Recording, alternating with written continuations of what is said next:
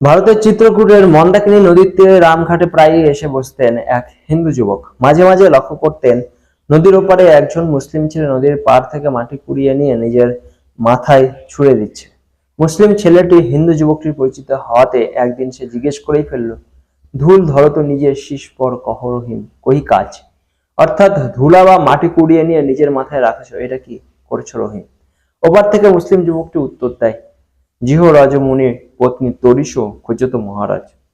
যার স্পর্শে মুনিপত্নী অহল্যার উদ্ধার হয়েছিল মাটিতে, সেই স্পর্শটুকু খুঁজেছি মহারাজ। কাদের মধ্যে এই বাক্যলাপ চলছিল? চিত্রকূটের ওপারে রানাঘাটে বসে থাকা হিন্দু ছেলেটি ভারতীয় সাহিত্য জগতে সেই বটবৃক্ষ বা আজকের ভারতীয় সাহিত্যকে ছায়া দিতে চলেছে। ছেলেটি রামচরিত মানুষের রচয়িতা, নাম তুলসী দাস। এর উপরে মুসলিম ছেলেটি হুমায়ুন এবং আকবরের সময়কার এক বিখ্যাত যোদ্ধা ছিলেন বৈরাম খাঁ। জীবদ্দশায় যার তরবারি কখনো শুকায়নি, সেই বিরম খাঁর ছেলে রহিম আকবরের সময় নবরত্নের একজন বিখ্যাত কবি। মোগল যুগে একজন মুসলিম যুবকের এই ছিল রামের সম্পর্কে ধারণা।